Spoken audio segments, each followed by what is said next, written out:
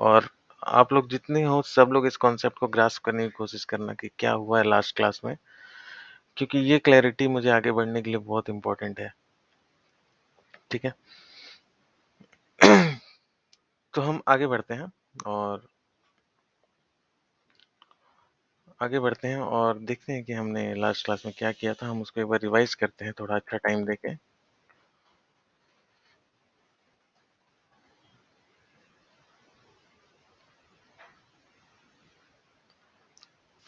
ठीक है।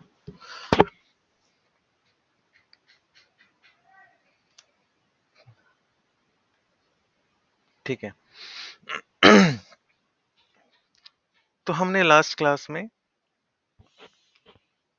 जो डिफरेंट मेजर क्लाउड प्लेटफॉर्म्स हैं, ठीक है, मार्केट में, हम उसके बारे में बात की थी। Azure, AWS and GCP. ठीक है। एज्योर माइक्रोसॉफ्ट का प्रोडक्ट है, ये क्लाउड प्लेटफॉर्म है, राइट। एडब्ल्यूएस का फुल फॉर्म है अमेजन वेब सर्विस, ये भी एक क्लाउड प्लेटफॉर्म है। ये अमेजन का प्रोडक्ट है, वही अमेजन जहाँ से आप लोग सामान खरीदते हो, उसकी आईटी कंपनी भी है। तो अमेजन वेब सर्विस का प्रोडक्ट है। और एक है जीसीपी, गूगल क्लाउड प्लेटफॉर्म। ठीक है। ये गूगल का प्रोडक्ट है, ये सब क्लाउड प्लेटफॉर्म है। ठीक है। अब देखो, क्लाउड प्लेटफॉर्म का मतलब ये है कि हर चीज क्लाउड पे अवेलेबल है। क्लाउड पे अवेलेबल है मतलब, जैसे कि हम सीक्वल सीख रहे थे, राइट। सीक्वल सीख रहे थे तो हमने सीक्वल इंस्टॉल किया था अपने सिस्टम में, राइट। ये सीक्वल इंस्टॉल किया था, राइट। ये मेरे सिस्टम में था। ये मैं यहाँ सर्च करता हूँ तो मुझे माई सीक्वल यहाँ पे आता है, राइट। बट हम इस सीक्वल को क्लाउड पे भी यूज कर सकते हैं। क्लाउड पे यूज कर सकते हैं मतलब हम एज्योर पे जाएंगे, हमें इस माई सीक्वल को अपने सिस्टम में इंस्टॉल करने की जरूरत नहीं है। ठीक है। हमने इस माई सीक्वल को अपने सिस्टम में इंस्टॉल किया हुआ है। क्लाउड पे भी हम इस माई सीक्वल को ले सकते हैं। इसका मतलब क्या है कि हम बस एक यूआरएल खोलेंगे, ये यूआरएल खोलेंगे, जो यूआरएल मैंने कल आपको बताया था, portal.azure.com। ये एज्योर का यूआरएल है, एज्योर क्लाउड प्लेटफॉर्म का। हम यहाँ जाएंगे और इस क्लाउड प्लेटफॉर्म पे मल्टीपल सॉफ्टवेयर्स अवेलेबल हैं, मल्टीपल चीजें अवेलेबल हैं। इस पे माई सीक्वल भी अवेलेबल है। ठीक है। इस पे माई सीक्वल भी अवेलेबल है, बस हम यहाँ से सर्च करेंगे और देखो यहाँ पे आ रहा है Azure database for my SQL servers, right. हम यहाँ से ये जो माई सीक्वल है इसका इंस्टॉलेशन कर सकते हैं। ठीक है। इसका इंस्टॉलेशन कर सकते हैं और ये इंस्टॉलेशन, ये जो हमने सॉफ्टवेयर अपने लोकल सिस्टम में इंस्टॉल किया, ये हमें इंस्टॉल करने की जरूरत नहीं है अपने लोकल सिस्टम में। ये हम क्लाउड पे इंस्टॉल कर सकते, क्लाउड पे यूज कर सकते हैं। मतलब हम माइक्रोसॉफ्ट एज्योर वाले से सीक्वल सर्वर को रेंट पे लेंगे और जितना यूज करेंगे उसका पैसा देंगे। ठीक है। एज्योर वाले को, उसको बोलते हैं पे एज यू गो। ठीक है। पे एज यू गो। ठीक है। जो भी सॉफ्टवेयर्स हैं हमारे सिस्टम में, अ, जो भी सॉफ्टवेयर्स हैं हमारे सिस्टम में, जैसे कि ये पावर बीआई है, इसको भी, ये भी सिस्टम में मेरे इंस्टॉल्ड है, राइट। ये भी मेरे सिस्टम में इंस्टॉल्ड है। ठीक है। इसको मैं खोलूंगा, ये मेरे सिस्टम में इंस्टॉल्ड है। ये पावर बीआई को हम इस एज्योर पे भी ले सकते हैं। ये देखो पावर बीआई एम्बेडेड आ रहा है, राइट। पावर बीआई आ रहा है, राइट। इसको हम एज्योर पे भी ले सकते हैं रेंट पे और उसको यूज कर सकते हैं। ठीक है। मतलब जो भी सॉफ्टवेयर हमारे लोकल सिस्टम पे हैं, हम उस सॉफ्टवेयर को इस क्लाउड पे भी ले सकते हैं।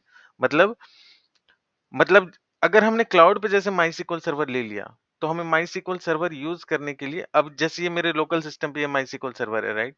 अब मुझे इस माई को यूज करना होगा। इसमें इतने सारे टेबल्स और डेटाबेसेस मैंने डाल के रखे हुए हैं, तो मुझे अपने लैपटॉप को हर जगह लेके जाना पड़ेगा, राइट। यहाँ से मैं चेन्नई चला गया तो मुझे अपना लैपटॉप लेके जाना पड़ेगा अगर मुझे माई यूज करना है। यहाँ से मैं यूएस चला गया, वहां मुझे अपना लैपटॉप लेके जाना पड़ेगा, राइट। क्योंकि मेरा माई जो है वो मेरे सिस्टम में इंस्टॉल्ड है। लेकिन अगर मैं माई सीक्वल को यहाँ पे प्रोविजन कर लूँ, एज़्योर पे प्रोविजन कर लूँ, मेरे अकाउंट में। मैंने अपना अकाउंट बनाया, राइट, माइक्रोसॉफ्ट एज़्योर पे। मैंने आपको बताया था कि फ्री ट्रायल का आप लोग सब्सक्रिप्शन ले लेना, उसके लिए क्रेडिट कार्ड की ज़रूरत पड़ेगी, राइट। अ, आई होप कि आप लोगों ने अपना सब्सक्रिप्शन ले लिया होगा, और अगर नहीं लिया तो आप जल्दी से जल्दी ले लेना, क्योंकि जब तक चलाओगे नहीं, दिमाग में चीज़ें बैठेंगी नहीं, ठीक है? तो अगर मैंने यहाँ से माई सर्वर का प्रोविजनिंग मैंने कर लिया, तो मैं क्या करूँगा, मुझे ल मेरी लैपटॉप से डिपेंडेंसी हट गई। मैं अगर यहाँ से चेन्नई जाऊँगा तो मुझे लैपटॉप लेके जाने की ज़रूरत नहीं पड़ेगी। बस मैं ये portal.azure.com खोलूँगा और उसमें इसी तरीके से प्रोविजन दिखेगा, जैसे कि ये डेटाब्रिक्स प्रोविजन दिख रहा है जो हम कल यूज़ कर रहे थे, राइट? हम बस क्लिक करेंगे और यूआरएल खुलेगा और बस डायरेक्टली हम वहाँ पे कोड लिखना चालू कर देंगे, राइट? हमारी इस लोकल सिस्टम से डिपेंडेंसी हट गई, ठीक है? देखो सब चीज़ यूआरएल पे खुलेगा और जैसा कि मैंने बोला अभी कि माई सीक्वल अभी मैंने इंस्टॉल नहीं किया, मैं इंस्टॉल करूँगा आगे चल के, मैं प्रोविज़न करूँगा SQL सर्वर को, तो मैं आपको दिखाऊँगा कि कैसे बस मुझे इस यूआरएल का यूज़ करके लॉगिन करना है, अपनी आईडी का यूज़ इस यूआरएल का यूज़ करेंगे, अपना लॉगिन आईडी और पासवर्ड दूँगा और मैं उस SQL सर्वर को कहीं भी यूज़ कर सकता हूँ, बस ये यूआरएल से मुझे ओपन करना है अपना आईडी पासवर्ड देके। मेरी सिस्टम के ऊपर से डिपेंडेंसी हट गई कि मेरा सिस्टम मेरे पास होना चाहिए उसको चलाने के लिए, उस SQL सर्वर को चलाने के लिए, ठीक है? और वो SQL सर्वर कहीं न कहीं डिप्लॉयड होगा, राइट? किसी न किसी कंप्यूटर पे होगा, किसी न किसी कंप्यूटर पे वो इंस्टॉल्ड होगा, तब हम जाकर उसको यूज़ कर पा रहे हैं, ठीक है? और वो कंप्यूटर बहुत दूर रखा हुआ है। हम क्या कर रहे हैं क्लाउड की हेल्प से, हम उस कंप्यूटर पे कनेक्ट कर रहे हैं और उस कंप्यूटर पे अपनी क्वेरी को लिख पा रहे हैं बहुत ही ईज़िली, ठीक है? ये सब चीज़ें हम लोग देखेंगे आगे चल के। अभी बस डिस्कशन कर रहा हूँ मैं ताकि आप लोगों की क्लैरिटी धीरे-धीरे करके विथ टाइम बनते जाए, ठीक है? तो मैं इज़िली जो है अपनी SQL क्वेरी को जो है यहाँ पे लिख सकता हूँ अगर मैंने SQL सर्वर को क्लाउड पे प्रोविज़न कर लिया तो, मेरी लैपटॉप के ऊपर से मेरे सिस्टम के ऊपर ऊपर से डिपेंडेंसी जो है वो हट हट जाएगी, ठीक है? और क्लाउड प्लेटफ़ॉर्म इसीलिए इतना बूम पकड़ा, जो भी क्लाउड्स हैं क्योंकि कंपनीज़ की डिपेंडेंसी हट गई। इन लोकल सिस्टम्स जो हमारे हैं, जिस जिस सिस्टम में हमें सॉफ्टवेयर को इंस्टॉल करना है, उससे डिपेंडेंसी हट गई, राइट? अभी मेरे पास एक लैपटॉप है जिसका 4 जीबी रैम है और मान लो 250 जीबी इसका हार्ड डिस्क है। मुझे एक सॉफ्टवेयर इंस्टॉल करना है जिसकी मिनिमम रिक्वायरमेंट ये है कि उसमें 8 जीबी रैम होना चाहिए। ठीक है? तो क्या मैं अपने सिस्टम में इंस्टॉल कर पाऊँगा? नहीं, मैं नहीं कर पाऊँगा। मुझे अपने सिस्टम को अपग्रेड करके 8 जीबी पे ले जाना पड़ेगा, राइट? मुझे पैसा लगा के उसका रैम बढ़ाना पड़ेगा, राइट? या फिर मुझे नया लैपटॉप खरीदना पड़ेगा, राइट? उसी तरह आईटी कंपनीज़ की भी सिचुएशन थी। उनको नए-नए सिस्टम इंस्टॉल करने हैं सॉरी नए-नए सॉफ्टवेयर्स इंस्टॉल करने हैं। सॉफ्टवेयर इंस्टॉल के डिफरेंट डिफरेंट डिफरेंट कॉन्फ़िगरेशन चाहिए कि 8 जीबी रैम चाहिए, 500 जीबी हार्ड डिस्क चाहिए, एसएसडी चाहिए, क्या चाहिए, कितना कोर का सीपीयू चाहिए, जो भी कॉन्फ़िगरेशन है, राइट? वो कॉन्फ़िगरेशन रेदर देन कि वो अपने कंप्यूटर में इंस्टॉल करे, वो क्या करते हैं माइक्रोसॉफ्ट को बोलते हैं, "भाई मुझे एक कंप्यूटर दो जिस पे 8 जीबी रैम हो, 500 जीबी हार्ड डिस्क हो।" ठीक है? और वो एज़्योर से कंपनी वाले रेंट पे लेंगे, उसको यूज़ करेंगे और जब तक यूज़ करेंगे बस उतने देर का ही पैसा देंगे और उसके बाद अ, उसको डीकमीशन कर देंगे। डीकमीशन मतलब उसको यूज़ करना बंद कर देंगे, उसको छोड़ देंगे, उसको बोल एज़्योर वाले को बोलेंगे कि अब मुझे नहीं चाहिए, तो अब मुझे उसका पैसा नहीं देना पड़ेगा। मतलब जितना मैंने यूज़ किया, उतना ही का पैसा दिया, उसके बाद उसको डीकमीशन कर दिया। तो ये फ़ायदा हुआ क्लाउड प्लेटफ़ॉर्म आने का, ठीक है? हमको खुद एक सिस्टम नहीं तैयार करना पड़ा कि मेरा इतना कॉन्फ़िगरेशन होना चाहिए, 8 जीबी रैम होना चाहिए, 500 जीबी हार्ड डिस्क होना चाहिए। खरीद कर लाकर ये सब अलग से हार्डवेयर्स नहीं डालने पड़े मुझे, ठीक है? उसके बाद बहुत सारे सॉफ्टवेयर्स डलते हैं सिस्टम में, उसकी मेंटेनेंस की ज़रूरत पड़ती है टाइम टू टाइम। उसके लिए सपोर्ट इंजीनियर्स होते हैं सपोर्ट करने के लिए। वो सब रिक्वायरमेंट भी हट गई, वो सब रिस्पॉन्सिबिलिटी अब किसकी हो गई? वो सब रिस्पॉन्सिबिलिटी अब एज़्योर की हो गई। एज़्योर जानेगा कि उसको कैसे अपने सॉफ्टवेयर्स को अप टू डेट रखना है, कैसे अगर अपडेट पैचेज़ आ रहे हैं, तो अपडेट पैचेज़ सारे सिस्टम्स पे कैसे डालना है, वो सब एज़्योर जानेगा। वो सब कंपनी का हेडेक अब नहीं रहा और कंपनी के लिए ये सब बहुत बड़ा हेडेक था कि सारे सॉफ्टवेयर्स को अपडेट रखना, सारे पैचेज़ आ रहे हैं, उसको अपने सिस्टम पे इंस्टॉल करना, ठीक है? तो ये सब कंपनीज़ के लिए एक बहुत ही बड़ा हेडेक था और इसलिए क्लाउड प्लेटफ़ॉर्म जो है इतना बूम पकड़ लिया, ठीक है? तो हम आगे बढ़ते हैं और अपने इसी एज़्योर पोर्टल पे जाते हैं, इसका यही यूआई है, ठीक है? जब आप लॉगिन करोगे तो कुछ ऐसा ही दिखेगा, ठीक है? और हम रिसोर्स ग्रुप में जाते हैं सबसे पहले, जो रिसोर्स ग्रुप हमने बनाया था। रिसोर्स ग्रुप मैंने क्या बोला था? रिसोर्स ग्रुप के अंदर रिसोर्स ग्रुप है मतलब जैसे कि सपोज़ करो कि मेरी एक कंपनी है, उस कंपनी में 2 टीम हैं और दोनों टीम को कुछ-कुछ सर्विसेज़ चाहिए, तो मैंने 2 रिसोर्स ग्रुप बना दिए। सपोज़ करो एक ADARG1 और एक आरजी अरुण डेटा वाला, ये 2 ग्रुप मैंने बना दिए। इसको मैंने खोला, इसको ओपन किया, तो एक टीम को यूज़ करने के लिए मैंने ये 2 सर्विसेज़ इसके अंदर रखे हुए हैं, ये 2 सर्विसेज़। एक मेरा स्टोरेज अकाउंट है जो कि ADLS Gen 2 है, Azure data lake service Gen 2, और एक है मेरा डेटाब्रिक्स, एज़्योर डेटाब्रिक्स सर्विस, यहाँ देखो लिखा हुआ है, ठीक है?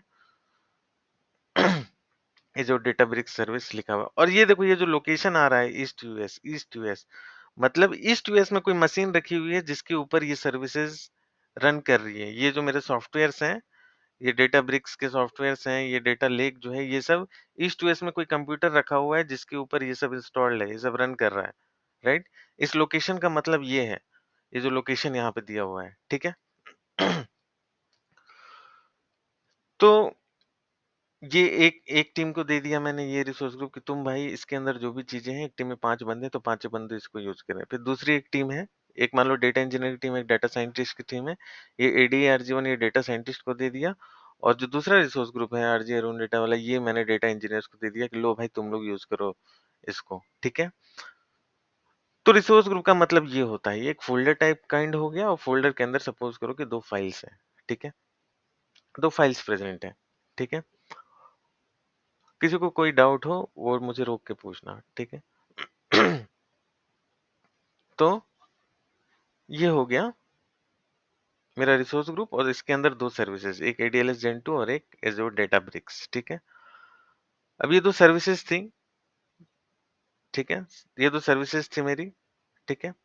मैं एक बार इसको खोलता हूँ अपने Databricks को, ये मेरा Databricks था, राइट? ये मेरा Databricks था जिसको हम यूज कर रहे थे कल की क्लास में। अब मैंने ये बनाया था ADARG1, इसमें मेरा क्लस्टर नहीं क्रिएट हुआ था किसी रीजन से, मैंने उसको भी देखा नहीं है, तो हम लोग इसको इसी इसी रिसोर्स ग्रुप को यूज करते हैं। ये भी resource group same to same इसी टाइप का है। लास्ट क्लास में मैं ये रिसोर्स ग्रुप यूज कर रहा था आप लोग के सामने, राइट? और इसके अंदर मैंने इस रिसोर्स ग्रुप के अंदर ये 2 सर्विसेज प्रोविजन की थी मैंने। अभी मैंने ये WS AD1 जो था उसको ओपन किया, और किया, ये देखो डेटाब्रिक्स खुला, जैसा कि हम लोग पाइथन सीख रहे थे डेटाब्रिक्स प्लेटफॉर्म के ऊपर ही, उसी टाइप का ये भी है, सेम टू सेम, ठीक है? कोई भी चेंजेस नहीं है, थोड़े बहुत चेंजेस होंगे, कॉस्मेटिक चेंजेस, क्योंकि वो कम्युनिटी वर्जन था, मतलब वो फ्री वाला वर्जन था, और ये क्लाउड एज्योर से इंटीग्रेटेड है, ये वाला डेटाब्रिक्स एज्योर के साथ जुड़ा हुआ है, ठीक है?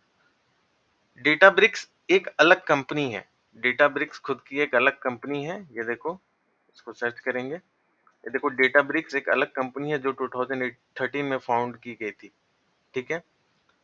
और ये डेटाब्रिक्स अलग कंपनी है, और ये एक प्रोडक्ट है, राइट? डेटाब्रिक्स जिसके ऊपर स्पार्क चलता है, राइट?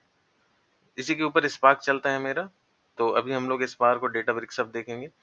और ये देखो 2013 में फाउंड हुई थी, ये एक सेपरेट कंपनी है जो माइक्रोसॉफ्ट के साथ टाई अप है इनका, कि माइक्रोसॉफ्ट के साथ मेरी सर्विस इंटीग्रेट रहेगी, और जो माइक्रोसॉफ्ट एज्योर के साथ मेरी सर्विस इंटीग्रेट रहेगी, और इंटीग्रेट होने के बाद अगर कोई माइक्रोसॉफ्ट एज्योर पे डेटाब्रिक्स को यूज करना चाहता है तो वो यूज कर सकता है, ठीक है?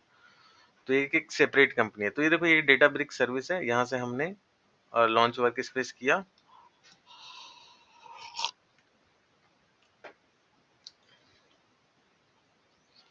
लॉन्च वर्क स्पेस किया, और यहाँ पे देखो वर्क स्पेस का ऑप्शन आता है, ठीक है? यहाँ पे हमने क्लिक किया। इस ये सब यूआई हम काफी जब पाइथन सीख रहे थे तब हम देख चुके हैं, इसीलिए मैं डेटाब्रिक्स में ही पाइथन पढ़ा रहा था, ताकि आप लोगों की फेमिलियरिटी रहे इस प्लेटफॉर्म से, ठीक है? फिर इस पे क्लिक करते हैं शेयर्ड पे, शेयर्ड के अंदर मैं एक कोड लिख रहा था, राइट? मैं ये सब कोड लिख रहा था, राइट? मैं ये सब कोड लिख रहा था, और ये सब कोड क्या है हम एक बार फिर देखेंगे। और ये कोड लिख रहा था मैं, और मेरी जो दूसरी सर्विस थी, जो हमने प्रोविजन किया था, वो था मेरा क्या, ADLS Gen 2, ठीक है? ये 2 सर्विस थी जो हमने प्रोविजन किया था, ठीक है? इसको मैं खोलता हूँ, और देखो ये यहाँ पे दिखाते रहता है कि फ्री ट्रायल में 14,000 कुछ रुपए क्रेडिट मिलता है। ये दिखाते रहता है कि कितना बचा, जितना हम चलाएंगे उतना ये मनी यहाँ से डिडक्ट होते जाएगा। यहाँ पे दिखाते रहता है कितना पैसा बचा, ठीक है?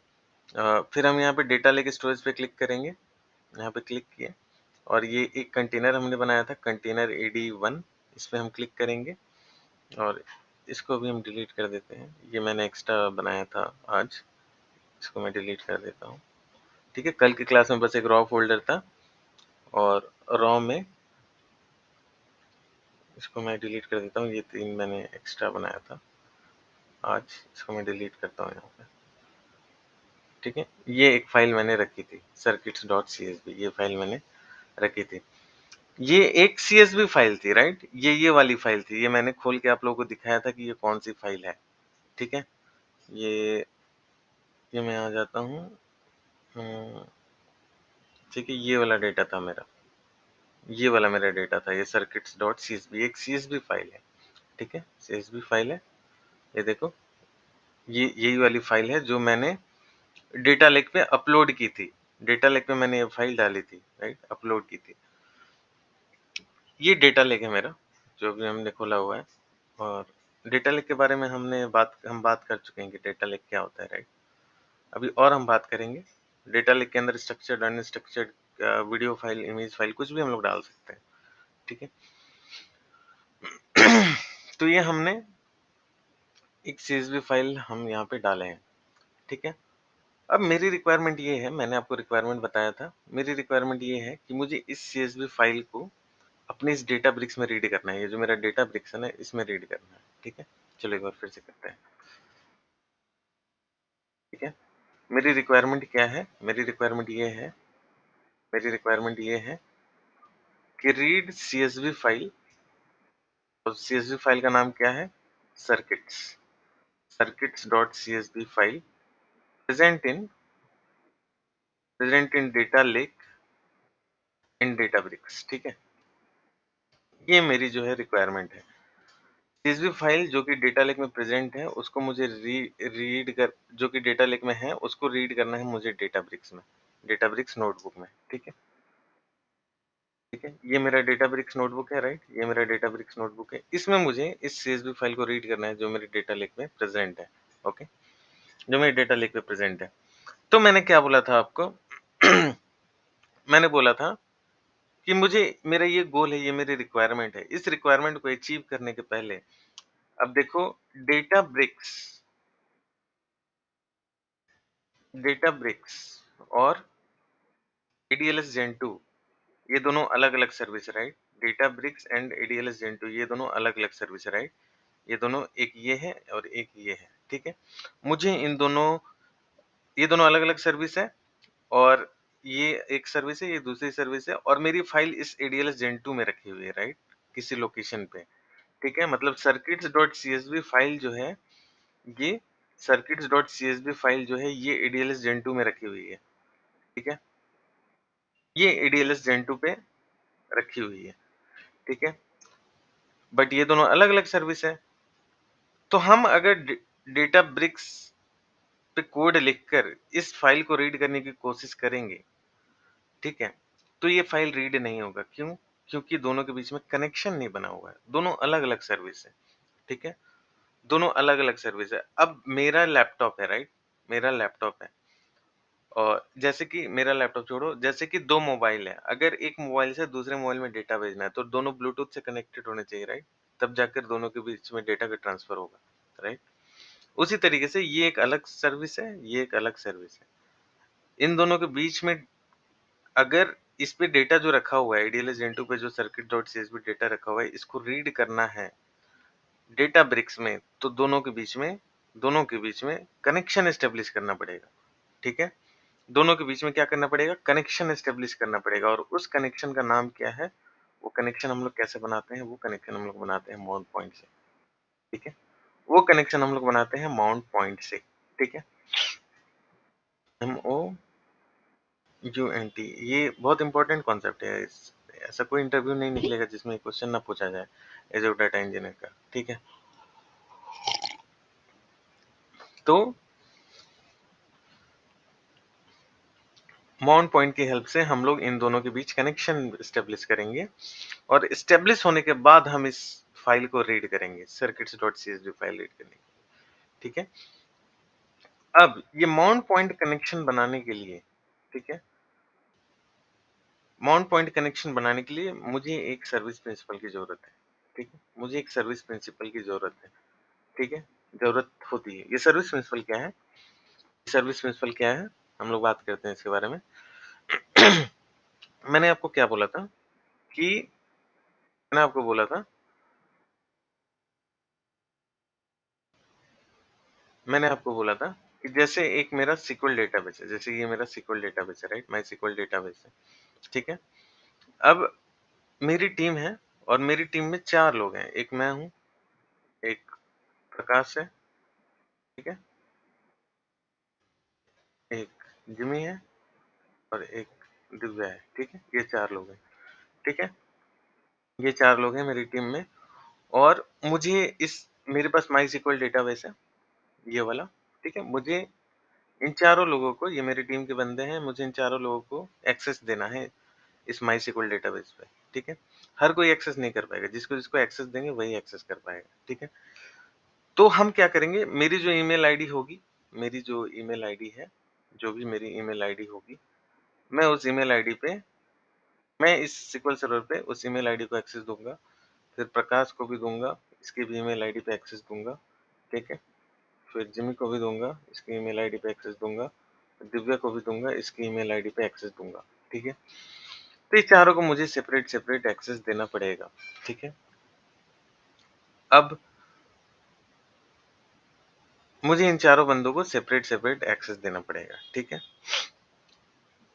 तो ये क्या हो गया यूज़र डिपेंडेंट हो गया राइट? कि एक बंदे को अलग से एक्सेस देना है, दूसरे को अलग से देना है, तीसरे को अलग से देना है, चौथे को अलग से देना है। तो रेदर देन गिविंग चारों बंदों को अलग-अलग एक्सेस, हम लोग क्या करते हैं एक सर्विस प्रिंसिपल क्रिएट करते हैं, ठीक है? ये सर्विस प्रिंसिपल क्या हो गया? एक group ID kind of thing हो गया, एक ग्रुप आईडी बोल सकते हैं इसको, ठीक है? Group ID. हम क्या करेंगे, एक सर्विस प्रिंसिपल बनाएँगे, ये क्या है group ID kind of thing और इस SQL सर्वर पे हम लोग बस इस सर्विस प्रिंसिपल पे एक्सेस देंगे, ठीक है? इस सर्विस प्रिंसिपल पे एक्सेस देंगे और इस सर्विस प्रिंसिपल पे एक्सेस देके इस सर्विस प्रिंसिपल पे हम इस माई SQL सर्वर पे एक्सेस दे देंगे। एक्सेस देने के बाद हम इस सर्विस प्रिंसिपल का आईडी और पासवर्ड इन चारों बंदों के साथ शेयर कर देंगे, ठीक है? अरुण को भी दे देंगे, प्रकाश को भी दे देंगे, जिमी को भी दे देंगे, दिव्या को भी दे देंगे, सबको दे देंगे, ठीक है? सबको दे देंगे। अब क्या करेंगे हम इस माई SQL पे एक्सेस दे दिए तो ये चारों बंदे क्या करेंगे, ये चारों लोग क्या करेंगे, बस एक सर्विस प्रिंसिपल का यूज़ करके इस माई SQL सर्वर पे लॉगिन करेंगे। इनको 4 ईमेल आईडी और 4 पासवर्ड से लॉगिन करने की ज़रूरत नहीं है इस SQL सर्वर पे। बस एक सर्विस प्रिंसिपल को ही यूज़ करके ये जो है इस माई SQL सर्वर पे लॉगिन कर सकते हैं ये चारों लोग, ठीक है? तो ये क्या हो गया सर्विस प्रिंसिपल एक group ID kind of thing हो गया, ठीक है? Group ID kind of thing हो गया। तो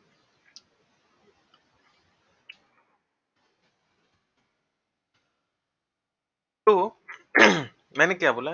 फिर से हम माउंट पॉइंट पे आते हैं। माउंट पॉइंट हमारा डेटाब्रिक्स और ADLS Gen 2 के बीच का कनेक्शन है।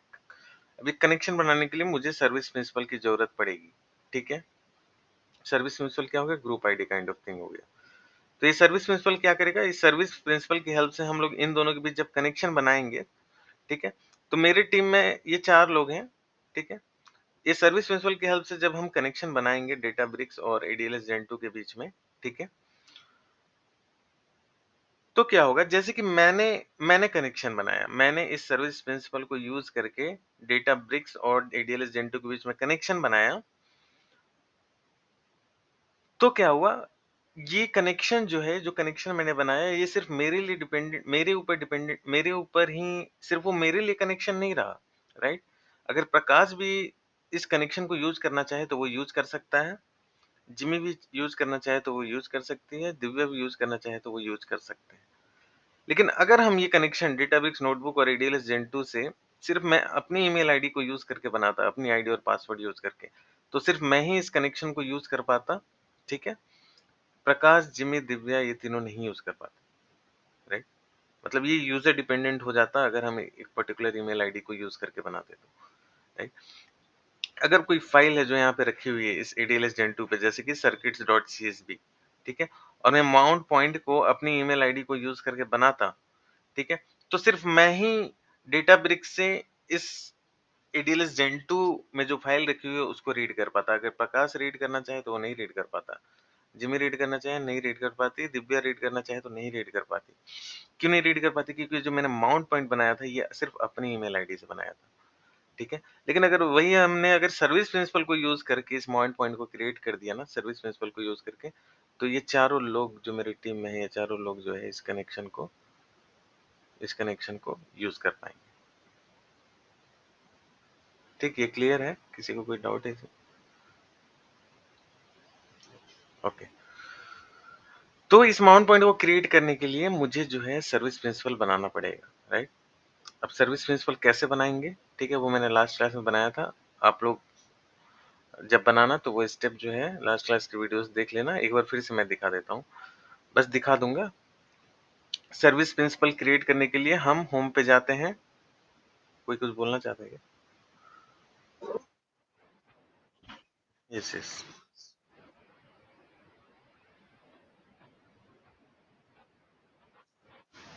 हुँ, हुँ। उसके लिए राइट, राइट, समझ गया। 2 सर्विस प्रिंसिपल बनाएँगे। एक सर्विस प्रिंसिपल पे एक परमिशन देंगे एक तरह का, दूसरे सर्विस प्रिंसिपल पे दूसरे टाइप का परमिशन देंगे। इसको सिर्फ रीड का परमिशन देंगे जो कि फाइल को सिर्फ रीड कर पाएगा, ठीक है? और इसको रीड राइट एग्जीक्यूट सब दे देंगे दूसरे वाले को। 2 सर्विस प्रिंसिपल बनाएँगे, ठीक है?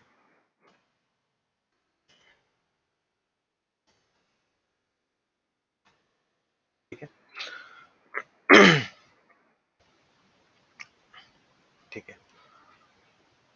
तो हम यहाँ पे जाएँगे और ऐप रजिस्ट्रेशन खोलेंगे, यहाँ सर्च करेंगे, देखो यहाँ पे ऐप रजिस्ट्रेशन खुल रहा है, इस पे क्लिक करेंगे। सर्विस प्रिंसिपल एक तरीके का ऐप होगा, ठीक है? हमने लास्ट क्लास में देखो ये सर्विस प्रिंसिपल बनाया था एसपी एडीएलएस जेन 2 और एसपी एडीएलएस जेन 2 हमने सर्विस प्रिंसिपल बनाया था और इस सर्विस प्रिंसिपल को हम यूज़ कर रहे थे, ठीक है? तो हमने ये कैसे बनाया था एक बार फिर से मैं बताता हूँ, यहाँ से न्यू रजिस्ट्रेशन पे क्लिक करेंगे और यहाँ पे नाम दे देंगे कुछ भी जो भी सर्विस प्रिंसिपल मुझे बनाना है, जैसे एडीएलएस जेन 2, ठीक है? और SPXYZ मैं दे देता हूँ बस यहाँ पे और बाय डिफ़ॉल्ट जो भी है वो रहने देते हैं और यहाँ से रजिस्टर करते हैं। रजिस्टर हो जाएगा, उसके बाद कुछ डिटेल्स ये जनरेट करता है, ठीक है? तो डिस्प्ले नेम उस सर्विस कंसोल का नाम क्या है SPXYZ, इसका एप्लीकेशन क्लाइंट आईडी क्या है, वो आईडी जनरेट करेगा, ऑब्जेक्ट आईडी और डायरेक्टरी टेनेंट आईडी क्या है, ये सब चीज़ें वैल्यूज़ जो है ये जनरेट करता है। तो ये सब वैल्यूज़ को हम लोग कॉपी कर लेंगे, ये सब वैल्यूज़ हमें काम आती है, जब हम माउंट पॉइंट क्रिएट करते हैं, ठीक है? तो ये हो गया। अब जो है हम लोग इधर साइड में सर्टिफिकेट एंड सीक्रेट्स में जाएँगे, ठीक है? सर्टिफिकेट्स एंड सीक्रेट्स में जाएँगे, इस पे क्लिक करेंगे और क्लिक करने के बाद यहाँ पे हम लोग क्लिक करेंगे new client secret. New client secret click करेंगे और यहाँ पे हम लिख सकते हैं secret for secret to connect to ADLS. ADLS पे कनेक्ट करने के लिए सीक्रेट एक जनरेट होगा अभी। देखो अभी अभी एक सीक्रेट ये जनरेट हुआ, ये सीक्रेट जनरेट हुआ। ये देखो सिर्फ वन टाइम ही दिखता है, इसलिए इसको कॉपी कर लेना बहुत इंपॉर्टेंट है। इसको कॉपी करके हम किसी नोटपैड पे रख लेंगे। जैसे कि मैंने लास्ट क्लास में ये सब स्टेप्स हैं सर्विस प्रिंसिपल क्रिएट करने के लिए। ये सब देखो लास्ट क्लास में मैंने ये सब देखो मैंने लास्ट क्लास में ये सारी चीज़ें यहाँ पे कॉपी करके रख ली थी, ठीक है? ये डिटेल्स सर्विस प्रिंसिपल का name, application ID, object ID, tenant ID, ठीक है? Directory tenant ID. फिर हम मैंने इसकी सीक्रेट वैल्यू भी स्टोर कर ली थी जो कि ये वाली है सीक्रेट वैल्यू और जो ये वाली वैल्यू है सीक्रेट आईडी ये भी यहाँ पे मैंने देखो स्टोर कर ली थी। हालाँकि ये सीक्रेट आईडी की ज़रूरत नहीं पड़ती है हमें, मैंने ऐसे ही कर लिया था, ठीक है? अब मेरी सर्विस प्रिंसिपल क्रिएट हो चुकी है। अब मेरा दूसरा काम क्या है? अब मेरा दूसरा काम क्या है? अब मेरा काम है मुझे इस सर्विस प्रिंसिपल को यूज़ करके जो मैंने अभी क्रिएट किया, जिसकी ये सारी डिटेल्स हैं, ठीक है? इस सर्विस प्रिंसिपल को यूज़ करके मुझे माउंट पॉइंट बनाना है, राइट? अभी हमने डिस्कस किया। तो हम माउंट पॉइंट क्रिएट करने के लिए अपने डेटाब्रिक्स नोटबुक में जाएँगे, ठीक है? और देखो ये कोड देखो जो कमांड 2 और कमांड 3 पे लिखा हुआ है, ठीक है? कमांड 2 और कमांड 3 ये नोटबुक ऑलरेडी मैंने ड्राइव पे डाल दिया। आप लोग ये कोड यूज़ करना और माउंट पॉइंट क्रिएट करना। ये ऑलरेडी बिल्ड टेम्पलेट है माइक्रोसॉफ्ट एज्योर की तरफ से, ठीक है, एज्योर डेटाब्रिक्स की तरफ से, और इसी को हमें यूज करना है। और ये हम गूगल करेंगे तो मिल भी जाएगा, ये ऑलरेडी बिल्ट टेम्पलेट, इसमें मैंने कुछ नहीं लिखा है, ठीक है। इसमें क्लाइंट आईडी, क्लाइंट सीक्रेट और टेनेंट आईडी, ये 3 वैल्यू डालनी है। और ये नीचे वाले कोड में यहाँ पे कोड मैंने चेंज कर दिया था लास्ट क्लास में ही। ये कोड मैंने यहाँ पे ऑलरेडी पीपीटी में डाला हुआ है। ये वाला जेनरिक कोड है, जेनरिक कोड ये है। ये जो डेटाब्रिक्स में लिखा हुआ है उसमें मैंने वैल्यू डाल दी थी कल। ये मेरा जेनरिक कोड है, और इसमें ये वाला और ये वाला सेम है, ठीक है। बस मैंने जो है कंटेनर नेम के बदले कल जो माउंट पॉइंट में क्रिएट करा था तो मैंने वैल्यू डाल दी थी, और यहाँ स्टोरेज अकाउंट नेम के बदले भी मैंने यहाँ पे वैल्यू डाल दी थी, ठीक है। तो मैं ये जेनरिक कोड लेके आ गया। इसमें 3 वैल्यूज थी, client ID, client secret and tenant ID, ये 3 वैल्यूज देनी है, ठीक है। और ये जो नीचे वाला कोड है इसमें 3 वैल्यू मुझे देनी है, container name, storage account name and mount name, ठीक है। माउंट नेम हमें खुद से देना है, खुद से क्रिएट करना, खुद से कुछ नाम देना है जो मेरा माउंट पॉइंट का नेम होगा, ठीक है। अभी मैं दिखाता हूँ आपको कैसा नेम होगा। और यहाँ कंटेनर नेम, जो मेरा कंटेनर का नाम क्या है, डेटा लिख में मैंने आपको बताया था राइट कि 2 चीजें होंगी, एक कंटेनर नेम, एक कंटेनर नेम। जैसे कि मेरा ये डेटा लेक है, ये अभी मैं होम पे जाता हूँ, ये मेरा डेटा लेक है राइट, ये मेरा डेटा लेक है। और इसको मैं खोलता हूँ, जैसे ही डेट खोलूंगा यहाँ पे ये कंटेनर है, देखो यहाँ पे ऊपर दिखा रहा है कंटेनर राइट। यहाँ क्लिक करूंगा तो मैं एक और कंटेनर बना सकता हूँ, ठीक है। कंटेनर बनने के बाद तो ये हो गया मेरा कंटेनर का नेम। कंटेनर बनने के बाद हम जब कंटेनर पे क्लिक करेंगे तो बनेगा डायरेक्टरी, जैसे कि रॉ मेरा एक डायरेक्टरी है, देखो यहाँ लिख रहा है ऐड डायरेक्टरी, ये डायरेक्टरी का नेम है, ठीक है। तो ये है कंटेनर नेम, ये है कंटेनर नेम राइट, ये कंटेनर नेम है। और मेरे स्टोरेज अकाउंट का नेम क्या है, स्टोरेज अकाउंट का नेम ये है AD1 ADLS Gen 2, ये जो ऊपर में दिख रहा है, ठीक है। ये मुझे कैसे पता चल रहा है कि ये कंटेनर का नेम है, ये देखो स्टोरेज अकाउंट नेम दिख रहा है राइट, ये सॉरी ये मेरे स्टोरेज अकाउंट का नेम है, ये देखो यहाँ लिख रहा है storage account name right, AD1 ADLS Gen 2। और दूसरा तरीका क्या है, हम इसी रिसोर्स ग्रुप में जाएंगे जो रिसोर्स ग्रुप में हम माउंट पॉइंट क्रिएट कर रहे हैं, और यहीं पे मेरे पास कंटेनर स्टोरेज अकाउंट नेम है राइट, ये देखो AD1 ADLS Gen 2, यही स्टोरेज अकाउंट नेम हम यूज कर रहे हैं अपने इसमें, देखो AD1 ADLS Gen 2, ठीक है। और कंटेनर का नाम यहाँ हमने दिया हुआ है, ये इसके बदले पास किया था मैंने, कंटेनर नेम और स्टोरेज अकाउंट नेम के बदले। और //माउंट//माउंट/ और माउंट नेम, ये नेम मैं कुछ भी दे सकता हूँ अपने हिसाब से, मैंने यहाँ पे दिया था ADLS Gen 2 माउंट पॉइंट, ठीक है। तो ये पूरा जो पाथ हुआ मेरा, ये मेरा माउंट पॉइंट बनेगा, ठीक है। ये मेरा हमने माउंट पॉइंट कल बनाया था, ठीक है। ये मैंने माउंट पॉइंट बनाया था, देखो यहाँ पे जब मैंने ये कमांड चलाया था dbutils.fs.mounts, ये क्या करेगा, ये कमांड क्या करेगा, ये करेगा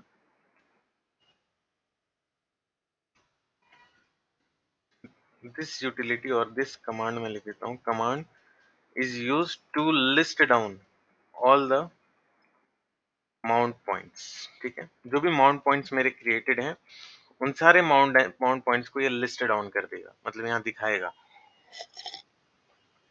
देखो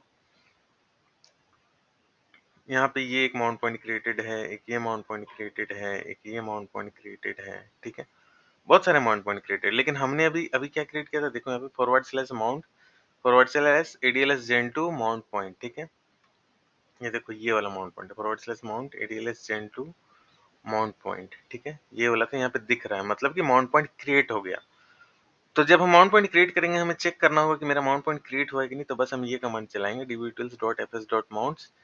इससे क्या होगा कि हमें दिख जाए कौन कौन से माउंट पॉइंट है, तो हम देखेंगे कि क्या हमारा वाला दिख रहा है जो हमने क्रिएट किया, तो हाँ दिख रहा है, यहाँ पे है, ठीक है। मतलब मेरा माउंट पॉइंट क्रिएट हो गया, मतलब मेरा कनेक्शन बन चुका है, ठीक है, कनेक्शन बन चुका है। अब दिख रहा है राइट। अब मैं देखता हूँ कि मैं देखना चाहता हूँ कि इस जगह पे ये जो माउंट पॉइंट है ये कहाँ तक एक्सेस कर पाएगा, ये कहाँ तक का एड्रेस है, ये कहाँ तक का एड्रेस है, ये एड्रेस यहाँ तक का है। Container AD1 AD1 ADLS Gen 2 ये यहाँ तक का एड्रेस है। मतलब ये देखो यहाँ पे, ये वाला फिर से देखते हैं, ठीक है। पहले कंटेनर नेम दिए थे, ठीक है, और फिर हमने स्टोरेज अकाउंट नेम दिया था। मतलब इस स्टोरेज अकाउंट में इस कंटेनर तक का एड्रेस है। मतलब अगर हम ये इतना दूर का पाथ दें तो हम इस कंटेनर में इस स्टोरेज अकाउंट में इस कंटेनर को एक्सेस कर पाएंगे, ठीक है। इस स्टोरेज अकाउंट में इस कंटेनर को एक्सेस कर पाएंगे, ठीक है। देखो अ, देखो एक कमांड है dbutils.fs.ls, ठीक है। ये क्या करता है, फाइल्स को लिस्ट डाउन करने के लिए यूज होता है। dbutils.fs.mounts क्या होता है, ये माउंट्स पॉइंट को लिस्ट डाउन करने के लिए होता है कि टोटल कितने माउंट पॉइंट्स हैं। और dbutils टोटल मेरे एज्योर में डेटाब्रिक्स से मैंने कितने माउंट पॉइंट बनाए हैं, ठीक है, ये उसको लिस्ट डाउन करने के लिए होता है। और dbutils.fs.ls, ठीक है, जिसको यूनिक्स आता होगा वो इस ls कमांड का मतलब जानता होगा, ठीक है। और डेटाब्रिक्स के ऊपर ये ऐसे चलता है dbutils.fs.ls। और ये क्या होगा, ये इस लोकेशन पे कितने फाइल्स हैं उसको लिस्ट डाउन करने के लिए यूज होता है। तो ये लोकेशन मैंने क्या बताया, किसको एक्सेस करने के लिए यूज होगा, स्टोरेज अकाउंट, और स्टोरेज अकाउंट के बाद कंटेनर। मतलब कंटेनर अकाउंट, कंटेनर तक अगर मुझे जाना है तो मैं इस पाथ को यूज करूंगा और कंटेनर तक चला जाऊंगा, ठीक है। देखो देखते हैं। हाँ हाँ, right।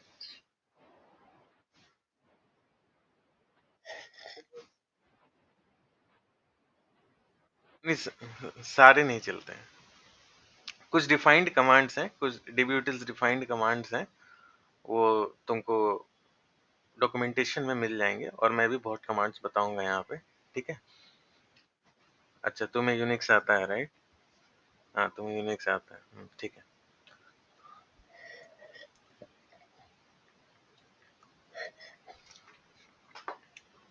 ये सब जो कमांड्स है ना, mkdir, ये सब mkdir ये सब चलते हैं, सारे नहीं चलते।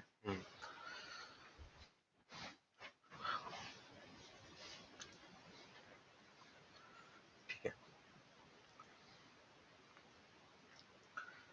ठीक है। तो इस माउंट पॉइंट को यूज करने का मतलब क्या है कि हम कहाँ तक पहुंच पाएंगे, हम पहुंच पाएंगे जो हमने यहाँ पे माउंट पॉइंट क्रिएट करने के लिए ये जो डिटेल्स यहाँ पे डाली थी, मतलब ये स्टोरेज अकाउंट में इस कंटेनर तक हम जा पाएंगे, ठीक है।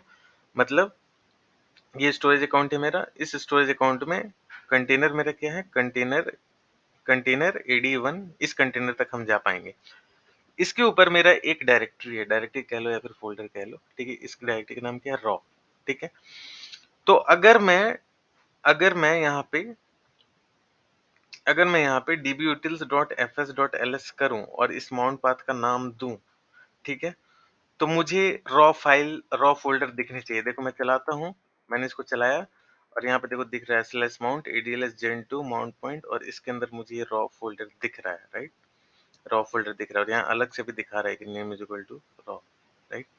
मतलब हम रॉ तक पहुंच पा रहे हैं, मैं देख पा रहा हूँ कि रॉ है। अगर मैं इसके अंदर कोई दूसरा फोल्डर डाल दूं वो भी मुझे दिखेगा, चलो देखते हैं।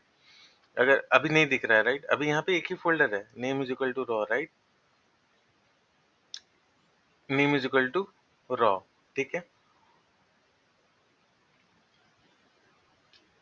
ठीक है, चलो उसको हम लोग बाद में देखेंगे। अगर हम दूसरा फोल्डर यहाँ पे क्रिएट कर दे और dbutils.fs.ls करे और ये पाथ दे तो मुझे दूसरा फोल्डर भी दिखेगा यहाँ पे, ठीक है। यहाँ दो फाइल्स, दो मुझे दो मुझे पाथ्स दिखेंगे, एक रॉ और एक दूसरा फोल्डर भी, हम आगे देखते हैं, ठीक है। तो अब जो है कनेक्शन मेरा बन गया, ठीक है। लेकिन ये वाला जो है, ये वाला हमें कल एरर दे रहा था, राइट, ये हमें एरर दे रहा था। हम क्या, एक्सेस एरर आ रहा था कल, ठीक है, एक्सेस एरर आ रहा था। वो एक्सेस एरर क्यों आ रहा था, क्योंकि ये जो माउंट पॉइंट हमने क्रिएट किया है ये सर्विस प्रिंसिपल की हेल्प से किया है, राइट, सर्विस प्रिंसिपल की हेल्प से किया है। ये जो ऊपर में हमने जो माउंट पॉइंट क्रिएट किया है, ये जो माउंट पॉइंट क्रिएट किया है ये वाला, सॉरी ये वाला, ये सर्विस प्रिंसिपल की हेल्प से किया है, राइट, सर्विस प्रिंसिपल से हेल्प से किया है। अब हम माउंट पॉइंट तो क्रिएट कर दिए, लेकिन हम अभी डेटा ले, ये मेरा डेटा लेके इसके अंदर कंटेनर है, डायरेक्टरी, इसके अंदर उस सर्विस प्रिंसिपल को हमने एक्सेस नहीं दिया था, राइट। तो मैंने कल क्या किया था, ये सब फ़ोल्डर में जाके एक्सेस दिया था। यहाँ पे जब जाके इस फ़ाइल पे जब मैं प्रॉपर्टीज़ में देखूँगा, मैनेज एसीएल मतलब मैनेज एक्सेस कंट्रोल लिस्ट। ये एक्सेस को कंट्रोल करने का ऑप्शन है, ठीक है? इस पे मैं क्लिक करूँगा और यहाँ देखो यहाँ देखो मेरा जो सर्विस प्रिंसिपल था एसपीएडीएलएस जेन 2 यही सर्विस प्रिंसिपल था। इसी सर्विस प्रिंसिपल की हेल्प से हमने माउंट पॉइंट क्रिएट किया था, राइट? ये देखो एसपीएडीएलएस जेन 2 यही मेरा सर्विस प्रिंसिपल था कल का और इसको मैंने एक्सेस दिया, रीड राइट एग्जीक्यूट सब दे दिया तो ये एक्सेस कर पा रहा है, ठीक है? अब अब तो इसलिए कल ये कमांड जो है एरर दे रहा था, फिर मैंने एक्सेस दिया तो वो एरर खत्म हुआ, रिजॉल्व हुआ। अब जो है अब जो है मेरे इस कंटेनर में कंटेनर जो है मेरा ये, राइट? कंटेनर AD1 जो है इसके अंदर जो मेरा रॉ फ़ोल्डर है, इसके अंदर मेरी फ़ाइल है circuit.csv। अब हम इसको यूज़ कर पाएँगे, ठीक है? अब हम इसको यूज़ कर पाएँगे, ठीक है? अब हम इसको हम यूज़ कर पाएँगे मतलब इसको हम रीड कर पाएँगे डेटाब्रिक्स में क्योंकि अब हमने माउंट पॉइंट बना लिया है with the help of service principal और उस सर्विस प्रिंसिपल को सारे कंटेनर पे एक्सेस जो भी कंटेनर है उस पे एक्सेस दे दिया है, राइट? तो अब हम यहाँ तक पहुँच सकते हैं, इस फाइल तक हम पहुँच सकते हैं। तो अब हम क्या करेंगे, हम एक स्पार्क का कमांड लिखते हैं, ठीक है? इसको रीड एपीआई बोलते हैं, ठीक है? स्पार्क का कमांड लिखते हैं और वो कमांड क्या है, स्पार्क बस इतना देखो spark.read.format फॉर्मेट में हम लोग फाइल का फॉर्मेट को पास करते हैं कि मेरे फाइल का फॉर्मेट क्या है, ठीक है? फाइल का फॉर्मेट क्या है, CSV, राइट? CSV फिर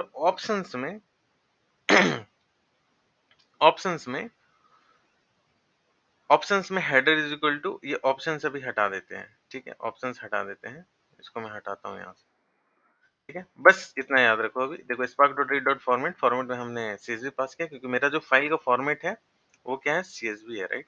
ये जो CSV फाइल है, CSV फाइल है ये, फाइल का फॉर्मेट क्या है, CSV है, राइट? और CSV के बाद हमने वो एड्रेस दिया, एड्रेस मतलब इतना दूर देखो माउंट पॉइंट दिया और माउंट पॉइंट कहाँ तक था, कंटेनर तक। कंटेनर के बाद हमने रॉ फोल्डर दिया और रॉ फोल्डर में हम circuit.csv फाइल को एक्सेस करना चाहते हैं तो हमने जो है ये पूरा पाथ यहाँ पे दे दिया, ठीक है? अब मैं इस कमांड को रन करता हूँ, ठीक है? रन करने के बाद ये फाइल रीड हो चुका है circuit.csv। ये किस में रीड हुआ है, ये इस वेरिएबल में रीड हुआ है, ठीक है? ये इस ये वेरिएबल क्या है, ये एक डाटा टाइप है, ठीक है? इसके बारे में हम लोग बाद में बात करेंगे। अभी ये वेरिएबल है, अभी बस ये जानो, ठीक है? अभी एक वेरिएबल है, इसमें ये डेटा जो है circuit.csv का रीड हो गया है। अब इस वेरिएबल में क्या डेटा रीड हुआ है इसको मुझे देखना है, तो मैं क्या करूँगा, मैं लिखूँगा df.show, ठीक है? और इसको जो है रन करूँगा, ठीक है? इसको रन किया, देखो ये पूरा जो है डेटा जो है यहाँ पे रीड हो गया जो इस फाइल में था, ठीक है? इस फाइल में था, इस फाइल में क्या डेटा था, देखो यही सब डेटा था, right? Circuit ID, circuit reference, name, location, ठीक है? देखो यहाँ पे circuit ID, circuit reference, name, location, right? और उसके पूरा डेटा था। बट यहाँ पे देखो एक प्रॉब्लम हो गया है हमारे साथ। एक प्रॉब्लम ये हो गया है कि कॉलम्स जो हैं, राइट? कॉलम्स जो हैं, कॉलम के नेम जो हैं वो ये ऊपर में नहीं आ रहे हैं। कॉलम के नेम में यहाँ पे underscore C0 underscore C1 underscore C2 करके आ रहा है, ठीक है? तो कॉलम के नेम सही जगह पे आए उसके लिए हमें यहाँ पे पास करना पड़ेगा, लिखना पड़ेगा ऑप्शंस। ऑप्शंस लिखेंगे और इसके अंदर हम लिखेंगे, ये ऑप्शनल है, ये हम दे भी सकते हैं, नहीं भी दे सकते हैं, बट हमें यहाँ देना है क्योंकि हमारा कॉलम का नेम जो है, जो हेडर का नेम है वो सही जगह पे नहीं आ रहा है, ठीक है? तो हम header is equal to true pass करेंगे यहाँ पे, ठीक है? हम यहाँ पे पास कर रहे हैं header is equal to true और यहाँ पे डॉट लगाएंगे, ठीक है? और हम जो है इसको रन करते हैं। जैसे ही रन किया और फिर df डॉट शो किया तो देखो सारा हेडर सही तरीके से अलाइंड होकर आ गया, ठीक है? अब देखो आगे बढ़ते हैं हम लोग यहाँ से। अब आप लोग ध्यान से देखना, आई होप कि पिछला क्लास आपको क्लियर हुआ होगा, राइट? माइंड मैप एक तैयार हुआ होगा कि कैसे-कैसे क्या हुआ है, राइट? क्या-क्या स्टेप्स हमने किए हैं, राइट? ओके। ओके, तो अब हमने उस डेटा को रीड कर लिया है और circuits.csv डेटा को रीड कर लिया एक वेरिएबल के अंदर, ठीक है? एक वेरिएबल के अंदर रीड किया, उसका नाम है df और हमने जब df डॉट शो लिखा तो मुझे वो डेटा दिख गया, ठीक है? वो डेटा दिख गया। ये df एक वेरिएबल का नाम है, यहाँ मैं कुछ भी नाम दे सकता हूँ, यहाँ मैं df सर्किट्स दे देता हूँ, ठीक है? ताकि बस नेमिंग कन्वेंशन अच्छा रहे, बाद में हमें आराम रहे, हम बस ये नाम पढ़े और बस मुझे पता चलते जाए, ठीक है? df सर्किट्स, यहाँ मैं df सर्किट्स डॉट शो कर देता हूँ, ठीक है? df सर्किट्स डॉट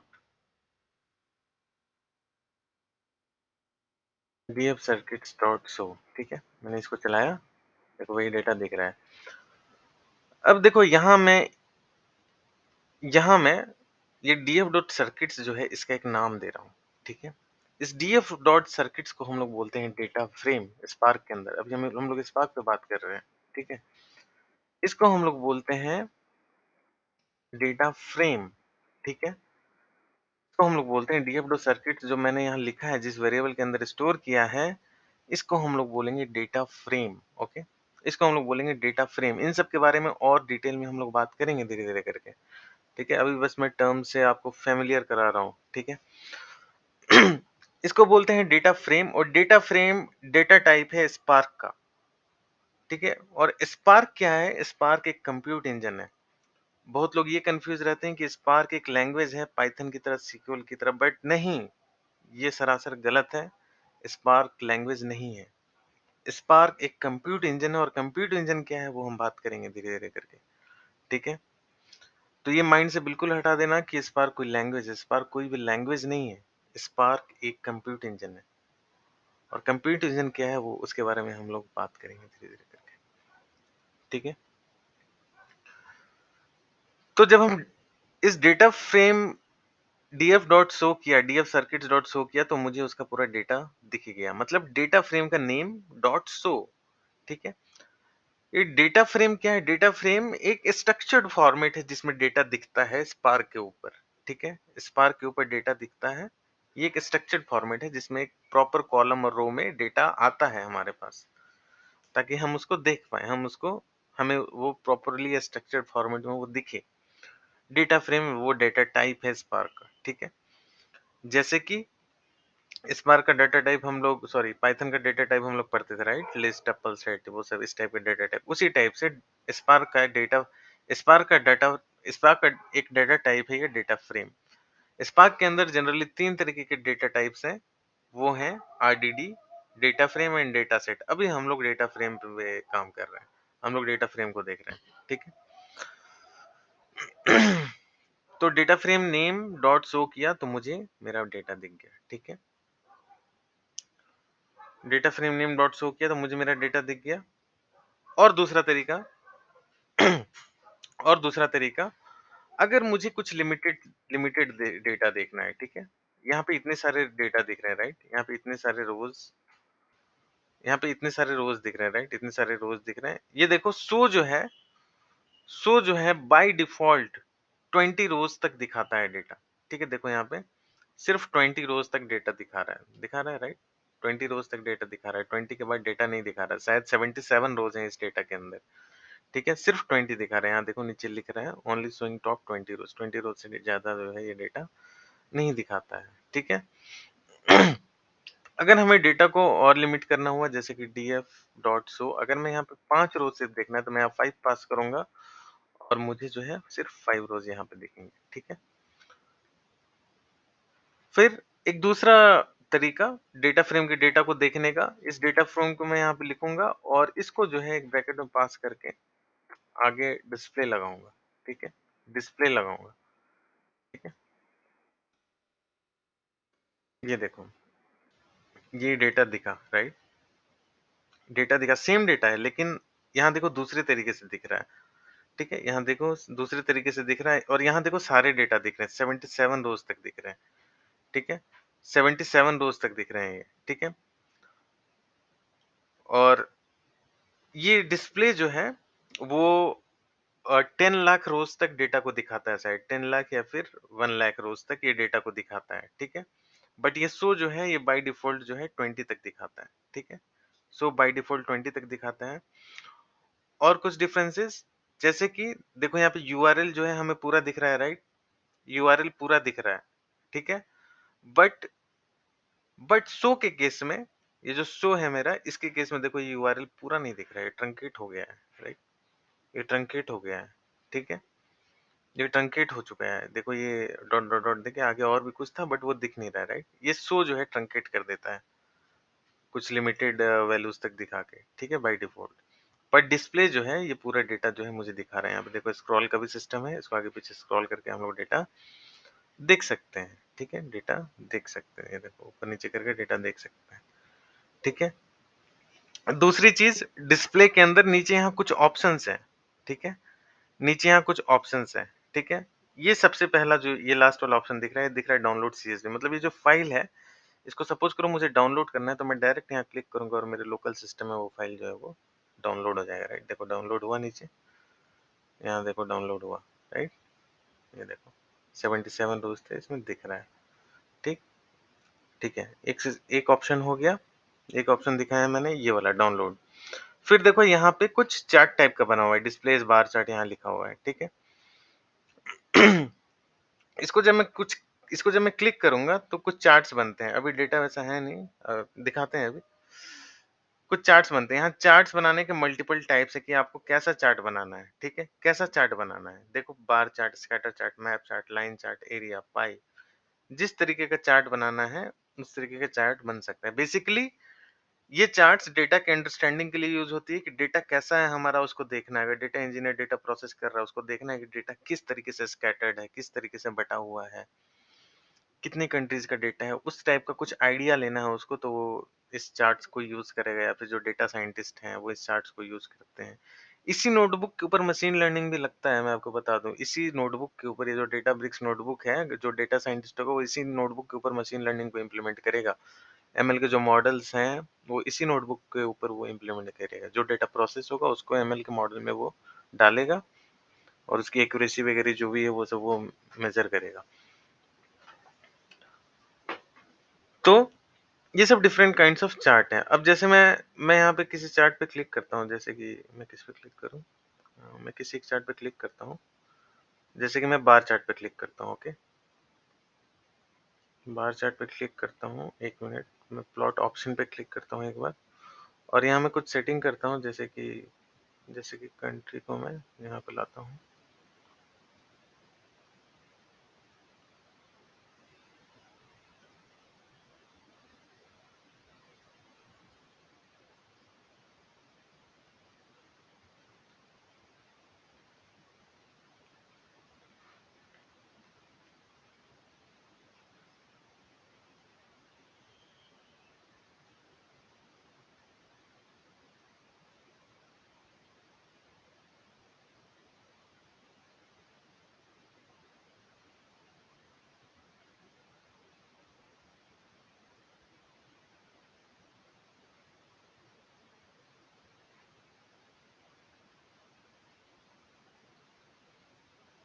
ओके, ये चार्ट दूसरी जगह दिखाऊँगा, अभी डेटा वैसा है नहीं इसलिए चार्ट बन नहीं पा रहा है, ठीक है?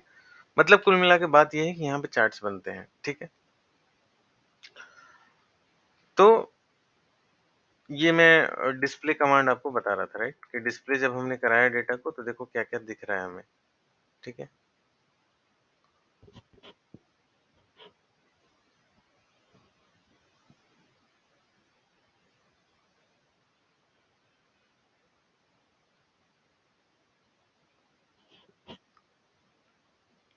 ठीक है।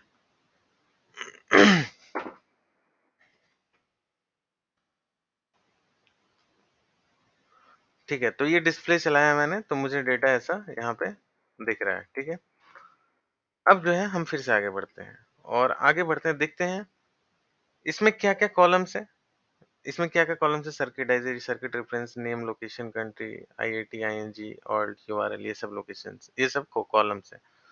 अब मुझे इसकी स्कीमा की डिटेल देखनी है। इस डेटा फ्रेम में के अंदर जो डेटा स्टोर्ड है इसकी मुझे स्कीमा की डिटेल देखनी है, ठीक है? तो उसके लिए एक मेथड है हमारे पास जिसको हम कहते हैं प्रिंट स्कीमा, ठीक है? प्रिंट स्कीमा, इसको मैंने चलाया data frame name dot print schema, इसको मैं रन करता हूँ। इसको मैंने रन किया, देखो यहाँ पे कॉलम का नेम्स आ गया, जो भी कॉलम नेम्स हैं हमारे पास, ठीक है? जो भी कॉलम नेम्स हैं और उसका डेटा का टाइप आ गया कि उसका डेटा का टाइप क्या है, सब डेटा टाइप स्ट्रिंग है, इसलिए देखो ये सब स्ट्रिंग आ रहा है, ठीक है? सबका डेटा टाइप जो है स्ट्रिंग है। तो प्रिंट स्कीमा से क्या हो गया, मुझे मुझे कॉलम की कॉलम की इन्फॉर्मेशन आ गई कि मेरे डेटा फ्रेम के अंदर कौन-कौन से कॉलम्स हैं और उन कॉलम्स का जो है डेटा टाइप जो है वो क्या है, ठीक है? फिर फिर इसी डेटा फ्रेम से हम दूसरा एक मेथड अप्लाई करते हैं जिसको हम कह रहे हैं डिस्क्राइब, ठीक है? एक दूसरा मेथड अप्लाई कर रहे हैं जिसको हम कह रहे हैं डिस्क्राइब। और देखो डिस्क्राइब से करने से क्या हुआ, डिस्क्राइब करने से समरी आई मेरे डेटा फ्रेम की। कैसे समरी आई है? सॉरी, हाँ, समरी आई है मेरे डेटा फ्रेम की। कैसी आई है कि उसमें क्या-क्या कॉलम्स है, जैसे सर्किट आईडी है, उसका डेटा टाइप स्ट्रिंग है, सर्किट रेफरेंस है, उसका डेटा टाइप स्ट्रिंग है, नेम कॉलम है, उसका डेटा टाइप स्ट्रिंग है, लोकेशन कॉलम है, उसका डेटा टाइप स्ट्रिंग है, कंट्री कॉलम है, उसका डेटा टाइप स्ट्रिंग है, लैट कॉलम है, उसका डेटा टाइप स्ट्रिंग है, ठीक है? तो डिस्क्राइब मेथड का भी यूज़ करके हम लोग एक डेटा फ्रेम का अपना समरी ले सकते हैं, जिस तरीके से प्रिंट स्कीमा करने से ऐसे आया। मुझे प्रिंट स्कीमा यूज़ करना ज़्यादा अच्छा लगता है क्योंकि उसमें ऐसे अच्छे से दिखता है, ठीक है? फिर हमारे पास एक और मेथड है और फिर से हम डेटा फ्रेम का नाम डालते हैं और यहाँ पे देते हैं डिस्क्राइब डॉट शो, ठीक है? हम इस मेथड का यूज़ करते हैं और देखते हैं कि क्या आता है हमारे रिजल्ट में। देखो, डिस्क्राइब डॉट शो इसको यूज़ करने से हमारा डेटा का एक समरी आया, एक ओवरऑल समरी आया कि स्टैटिस्टिकल समरी आया कि टोटल डेटा का काउंट क्या है, जैसे कि सर्किट आईडी जो कॉलम है उसमें टोटल कितने रोज़ हैं, उसमें 77 हैं। सर्किट रेफरेंस में भी टोटल 77 रोज़ हैं, नेम में भी टोटल 77 रोज़ हैं। तो इस तरीके से सबका काउंट है कितने डेटा हैं। सर्किट आईडी में जो डेटा है उसका मीन वैल्यू क्या है, ठीक है? वो 39.0 है, इसका नल है, ये सब नल है, ठीक है? और इसका कुछ वैल्यू है, इसका कुछ वैल्यू है। इस सब का नल क्यों है? क्योंकि ये स्ट्रिंग वैल्यू होगा, राइट? सर्किट रेफरेंस या फिर नेम, लोकेशन, ये सब स्ट्रिंग काइंड ऑफ वैल्यू है, राइट? इस पे कोई कैलकुलेशन नहीं हो सकता, राइट? कंट्री, इस पे कोई कैलकुलेशन नहीं हो सकता, तो मीन वैल्यू भी नहीं निकल पाएगी। STD dev standard deviation value क्या है, ठीक है? स्टैंडर्ड डेविएशन वैल्यू क्या है वो भी देखो कैलकुलेट करके लाया। इस कॉलम में, सर्किट आईडी कॉलम में मिनिमम वैल्यू क्या है वो भी बता रहा है यहाँ पे, राइट? मैक्सिमम वैल्यू क्या है वो भी बता रहा है यहाँ पे। तो एक स्टैटिस्टिकल काइंड ऑफ इंफॉर्मेशन जो है यहाँ पे ये जो है वो बता रहा है, ठीक है? ठीक है।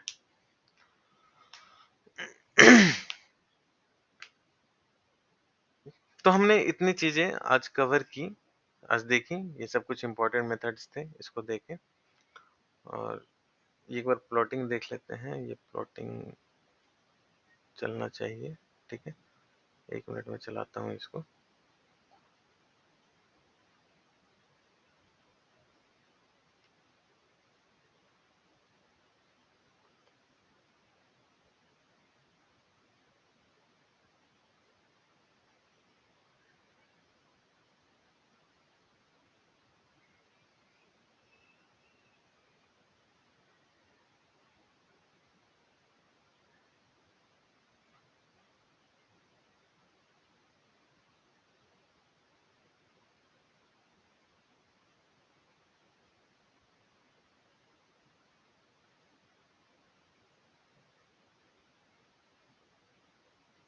ओके, ये गलती थी, इसको वैल्यूज में डालना था, ठीक है?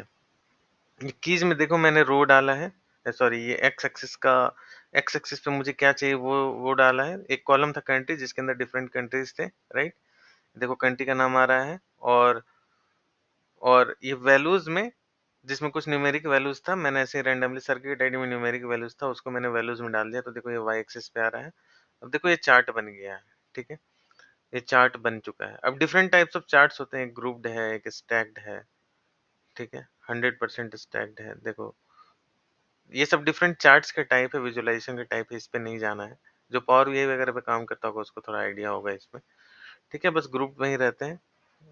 बस ये मैं बताना चाहता हूँ कि देखो चार्ट्स प्लॉटिंग होती है डेटा की यहाँ पे कि मेरा डेटा किस टाइप का है, ठीक है? तो ये देखो प्लॉटिंग हो गई। स्पेन में देखो 203 है सर्किट आईडी, उसका सम सम मैंने निकाला है एक्चुअली। यहाँ पे देखोगे जब प्लॉट ऑप्शन में, तो मैंने यहाँ पे नीचे एग्रीगेशन सम किया हुआ है। तो टोटल बहरीन में टोटल 203 सर्किट आईडी हैं और ये यूके में टोटल 136 सर्किट आईडी है। उसी तरीके से यहाँ यूएसए में जाएँगे, टोटल 522 सर्किट आईडी है। तो इससे मेरे डेटा का क्या हो रहा है, आइडिया लग रहा है, राइट? तो इससे प्लॉटिंग होती है और different kind of plotting options हैं कि आपको किस टाइप की प्लॉटिंग चाहिए, ठीक है? हिस्टोग्राम बनाना है, हम उस पे क्लिक करेंगे, देखो हिस्टोग्राम काइंड ऑफ प्लॉटिंग बन गया, ठीक है? हर तरह की प्लॉटिंग के अलग-अलग मतलब हैं, उसमें हमें ज़्यादा डिटेल में नहीं जाना है, बस मैं आपको दिखाना चाहता था कि देखो यहाँ पे प्लॉटिंग भी होती है, right? Different kinds of plotting है। तो इसमें हमें ज़्यादा डिटेल में अभी नहीं जाना है। हम यहाँ क्लिक करेंगे, वापस हम डेटा पे आ जाएँगे। ये लेफ्ट साइड वाला, ये टेबल दिखा रहा है, टेबल का सिंबल है ये, ठीक है? तो इतनी सारी चीज़ें जो हैं हमने कवर कर ली, ठीक है? अब जो है अब जो है मैं कुछ डिफरेंट फाइल फॉर्मेट से आपको अवेयर कराना चाहता हूँ, जो कि स्पार्क के अंदर है, ठीक है? और यहाँ पे एक फाइल फॉर्मेट छूट गया है, 5 फॉर्मेट,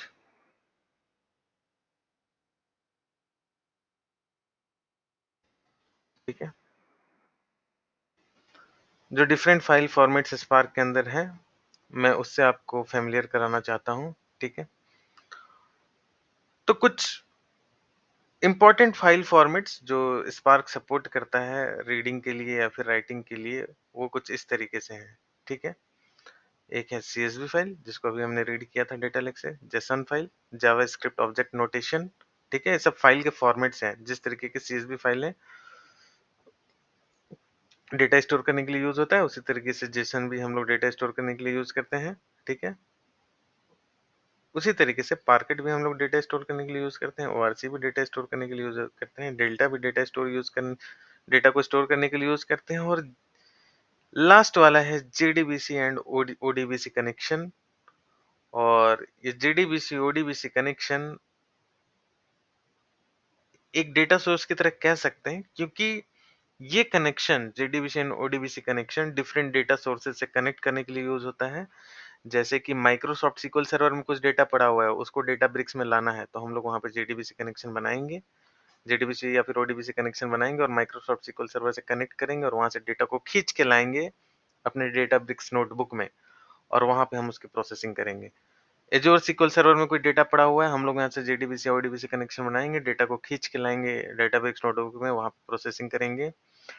टेराडाटा में कुछ डेटा है, हम लोग जेडीबीसी कनेक्शन बनाएँगे, टेराडाटा से डेटा को खींच के लाएँगे डेटाबेस नोटबुक में और उसको प्रोसेस करेंगे। और ओरेकल भी एक डेटाबेस है, वहाँ पे भी जेडीबीसी कनेक्शन बनाएँगे और अपने डेटा को खींच के लाएँगे डेटाबेस नोटबुक पे और वहाँ पे प्रोसेसिंग करेंगे उसकी, ठीक है? तो इतने सारे कुछ इम्पोर्टेंट डेटा सोर्सेज़ हैं स्पार्क के ऊपर जिस पे जनरली काम होता है। जेडीबीसी, ओडीबीसी कनेक्शन और भी मल्टीपल सोर्सेज से बन सकते हैं। मैंने कुछ एग्जांपल्स यहाँ पे दिए हुए हैं। This is not limited to this data sources only. Okay, हम लोग इस जेडीबीसी ओडीबीसी कनेक्शन को बाद में देखेंगे। At this point of time हम लोग इन डेटा सोर्सेज से आगे बढ़ेंगे, ठीक है? CSV data source, CSV file को रीड करना मैंने बता दिया आपको। मैं अब बताऊंगा आपको कि जेसन फाइल को कैसे रीड करें स्पार्क के अंदर डेटाब्रिक्स नोटबुक पे, ठीक है? तो हम जा चलते हैं वापस से अपने डेटाब्रिक्स नोटबुक पे और किसी को कोई डाउट हो उसी समय मुझे रोको और पूछो और सीखो ये टेक्नोलॉजी को, ये रिज्यूमे पे डालो, फिर देखो कॉल कितना आता है, ठीक है?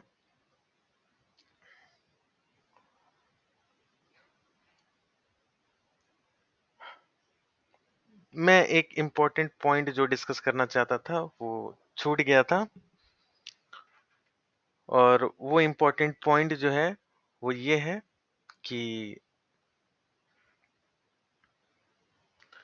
वो इम्पोर्टेंट पॉइंट ये है कि मैंने इस फाइल को circuits.csv फाइल को रीड किया था, राइट? इस डेटा फ्रेम में df circuits डेटा फ्रेम के अंदर इसको रीड किया था, इसको मैंने रन किया और डेटा फ्रेम का नेम डॉट शो लिखा, तो मुझे वो डेटा फ्रेम दिख गया, राइट? डेटा फ्रेम मुझे दिख गया, ठीक है? ये डेटा फ्रेम में क्या डेटा है मुझे वो दिख गया, ठीक है? मैं इसी डेटा फ्रेम को यूज़ करना चाहता हूँ। मेरा जो ये डेटा है, ये डेटा एक डेटा फ्रेम के अंदर है, स्पार्क डेटा फ्रेम के अंदर है, राइट? स्पार्क डेटा फ्रेम के अंदर है और इस पे हम कोड लिख सकते हैं। इस डेटा फ्रेम को यूज़ करके हम लोग पाइस्पार्क में कोड लिख सकते हैं या फिर स्पार्क विथ स्काला में कोड लिख सकते हैं। जैसा कि आप लोगों को पता है कि स्पार्क के ऊपर मल्टीपल लैंग्वेजेस में कोडिंग होती है। स्पार्क एक कंप्यूट इंजन है, स्पार्क एक लैंग्वेज नहीं है, फिर मैं बोल रहा हूँ। और इस स्पार्क के ऊपर मल्टीपल लैंग्वेजेस में कोडिंग होती है। एक है पाइथन, एक है स्काला, एक है आर और जावा पे भी होती है, ठीक है?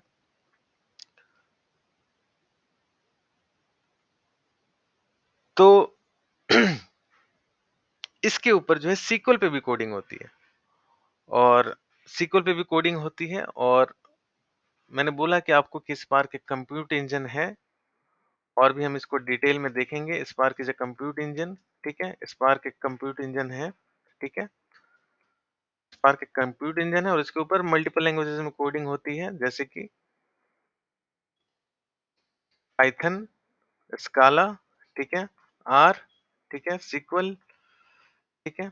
जो पाइथन से स्पार्क के ऊपर कोडिंग होती है उसको हम लोग बोलते हैं पाइस्पार्क, ठीक है? इसको हम लोग बोलते हैं पाइस्पार्क, ठीक है? इसको हम लोग बोलते हैं spark with स्काला in general terms. जो चलता है मार्केट में स्पार्क विथ स्काला, ठीक है? इसको बोल सकते हैं स्पार्क विथ आर और सीक्वल से भी कोडिंग होती है, सीक्वल के ऊपर भी इस पे कोडिंग चलती है और इसको हम लोग बोलते हैं स्पार्क सीक्वल, ठीक है?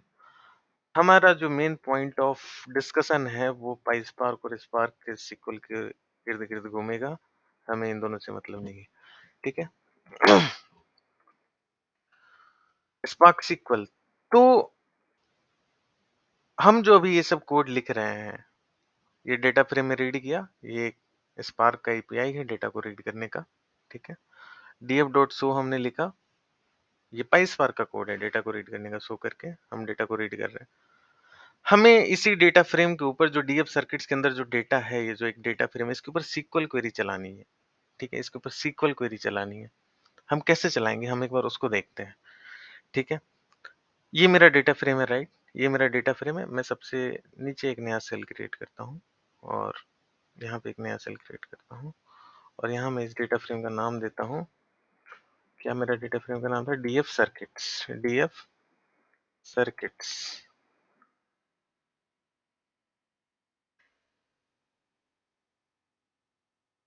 देखो जो इस तरीके से मैं लिख रहा हूँ, ठीक है? इसको हम लोग बोलते हैं कैमल केस, ठीक है? कैमल केस एक ऊंट जैसा होता है। ये देखो आगे का डी एफ, डी छोटा है, राइट? सी बड़ा है। इसको हम लोग बोलते हैं कैमल केस। इसको क्या बोलते हैं? Camel case. एक ऊंट जैसे होता है, उसका गर्दन झुका हुआ होता है, उसका पीठ उठा हुआ होता है, उसी टाइप से ये है, डी झुका हुआ है और उसके बाद सी झुका हुआ है। इसके आगे कोई और वर्ड लिखेंगे, सर्किट जैसे अरुण लिखेंगे तो उसका ई कैपिटल कर देंगे, बाकी सब छोटा कर देंगे। इस तरीके से इस तरीके के कोड लिखने की प्रैक्टिस को हम लोग कैमल केस कहते हैं।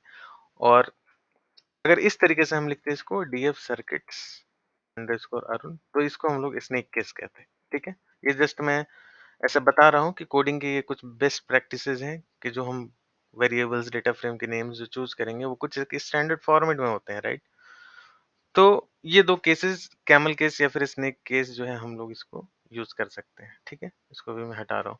हम लोग बात कर रहे थे कि डेटा फ्रेम के ऊपर हम लोग SQL क्वेरी कैसे लिखे, तो मेरा डेटा फ्रेम का नाम था डीएफ सर्किट्स और तो उस डेटा फ्रेम का नाम देंगे हम लोग सर्किट्स, उस डेटा फ्रेम का नाम देंगे हम लोग और डेटा फ्रेम का नाम देने के बाद हम लोग लिखेंगे और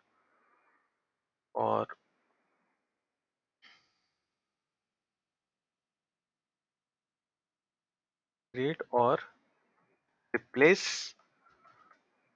टेम्प व्यू, ठीक है? और यहाँ पे कुछ व्यू का नाम हम लोग देंगे। मैं बताता हूँ कि ये व्यू क्या है। व्यू सर्किट्स में लिखता हूँ यहाँ पे सर्किट्स। ओके, यहाँ मैं लिखता हूँ व्यू सर्किट्स और इस कोड को मैं रन करता हूँ।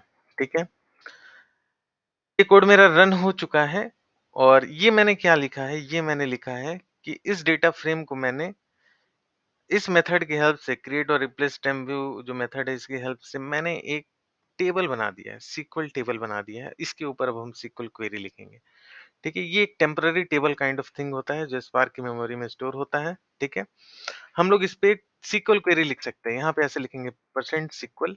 ठीक है, और यहाँ हम लिखेंगे सेलेक्ट एस्ट्रिक फ्रॉम।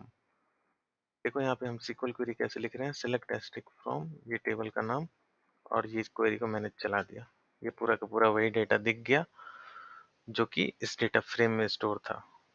ये डीएफ सर्किट्स डेटा फ्रेम में जो स्टोर था और डीएफ सर्किट्स डॉट शो जो करके हम डेटा देख रहे थे, उसको अब हम select asterisk from temporary table का नेम मेंशन करके हम सेम डेटा को देख पा रहे हैं। राइट, ये हमने सीक्वल क्वेरी चला दिया और ये जो परसेंट सीक्वल मैंने लिखा है इसका मतलब है ये एक मैजिक मेथड है डाटाब्रिक्स नोटबुक के ऊपर। डाटाब्रिक्स नोटबुक की ये बहुत बड़ी खासियत है कि वो नोटबुक को हम लोग जो है लैंग्वेज में इंटरचेंज कर सकते हैं।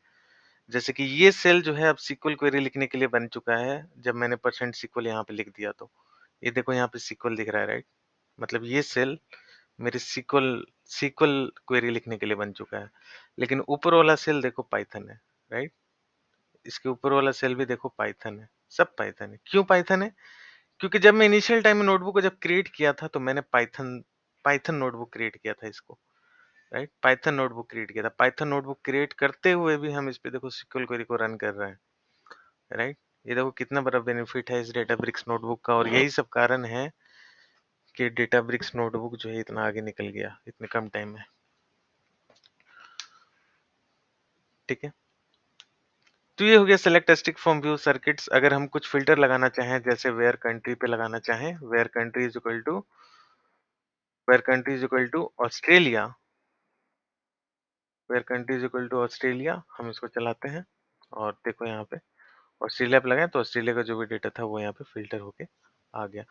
हम इस डेटा को डाउनलोड कर सकते हैं अगर हम चाहें तो। क्वेरी करने के बाद जो भी डेटा है उसको डाउनलोड किया, सीएसवी फाइल में आ गया, और इस डेटा को हम कहीं भी शेयर कर सकते हैं अगर किसी को चाहिए तो। Business analyst, data scientist, data engineers, data analyst, किसी को भी चाहिए तो हम इस डेटा को जो है दे सकते हैं। ठीक है, अब ये हमने सीक्वल लिखा लेकिन ये स्पार्क सीक्वल नहीं है। स्पार्क सीक्वल क्या है? ठीक है, स्पार्क सीक्वल क्या है, हम इसी क्वेरी को, ये क्वेरी उठाते हैं और इसी क्वेरी को हम जो है ब्रैकेट के अंदर डालते हैं, और ब्रैकेट के अंदर डालने के बाद हम बाहर में लिखते हैं स्पार्क डॉट सीक्वल। ठीक है, और अंदर में इस क्वेरी को एक सिंगल कोट्स में डाल देते हैं।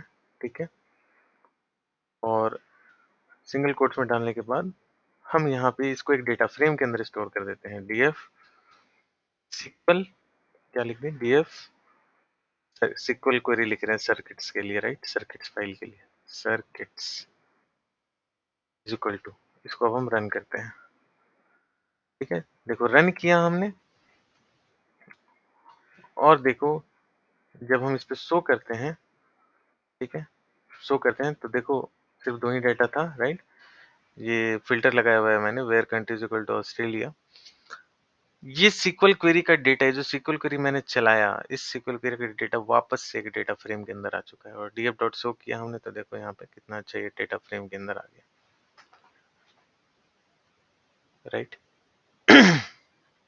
तो हम बेसिकली कर क्या रहे हैं, अपने डेटा फ्रेम को हमने, जो मेरा डेटा फ्रेम था, मेरा डेटा फ्रेम क्या था, मेरा डेटा फ्रेम का नाम था डीएफ सर्किट्स।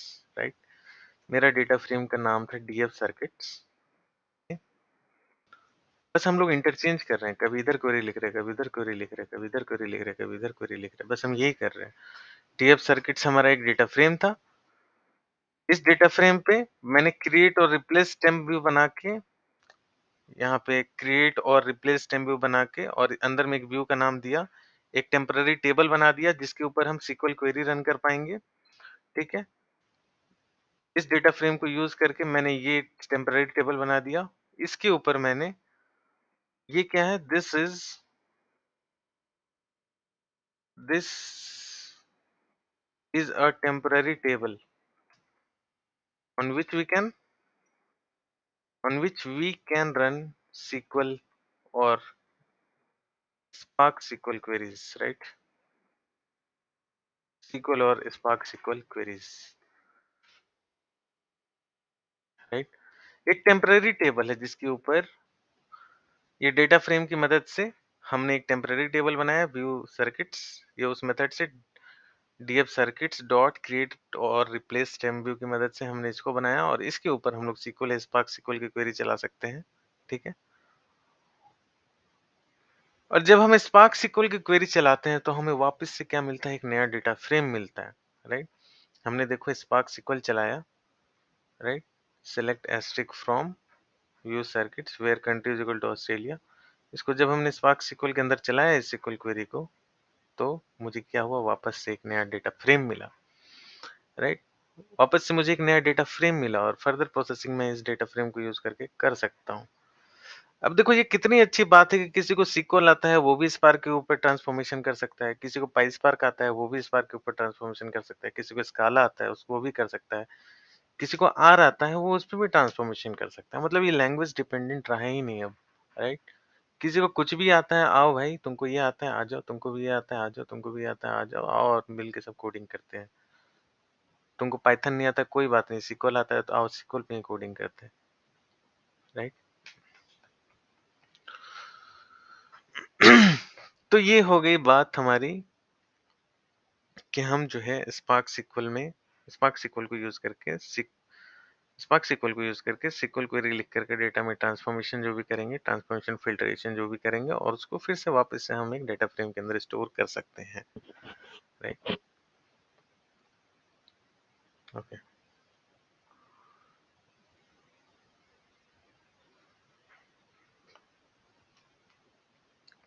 तो ये सब बात हो गई स्पार्क सिक्वल के बारे में। अभी हम और बात करेंगे, अभी और हम बात करेंगे इन सब के ऊपर धीरे धीरे करके। अब देखो जैसे कि इस डेटा फ्रेम का मुझे स्कीमा देखना था तो मेरे पास क्या था, df dot print schema, right. df dot print schema, df dot print schema. उसी तरीके से ये जो मैंने इस डेटा फ्रेम का यूज करके जो टेम्पररी व्यू बनाया, इसका अगर मुझे स्कीमा देखना है, अगर मुझे इसका स्कीमा देखना है तो मैं क्या लिखूंगा, जैसे कि हम SQL में लिख रहे थे, अगर आपको माई SQL याद होगा तो हम लिख रहे थे describe and then table name, right. हम ये लिख रहे थे describe and then table name मेरा क्या है, व्यू सर्किट जो अभी हमने ऊपर बनाया। बट ये क्या है, ये एक SQL क्वेरी है, राइट। बट ये जो हमारा सेल है ये क्या है, पाइथन। इसको हमको कन्वर्ट करना पड़ेगा SQL के सेल में और उसके लिए हम यहाँ पे लिखेंगे %SQL और इस कोड को रन करते हैं। देखो यहाँ पे कॉलम नेम आ गया, उसका डेटा टाइप आ गया, उसमें कोई कमेंट है नहीं, कोई कमेंट नहीं है, ठीक है। ये दो कॉलम हमारे मेन उसके मेन फोकस करने के लिए column names and data types. Okay, clear है, राइट। कोई रिस्पॉन्स करेगा?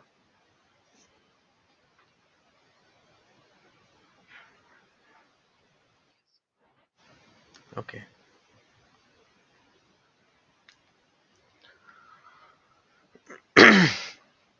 ठीक है। तो आज की क्लास हम लोग यहीं ड्रॉप करते हैं, 10:30 हो गया है। अगली क्लास में फिर हम देखेंगे ये जो हम डिस्कशन स्टार्ट किए थे, different file types of file formats को कैसे रीड करें हम लोग स्पार्क के अंदर, ये डिस्कशन हम लोग नेक्स्ट क्लास में स्टार्ट करेंगे। आज क्लास हम लोग यहीं ड्रॉप करते हैं। किसी को कोई डाउट है तो वो पूछ सकता है।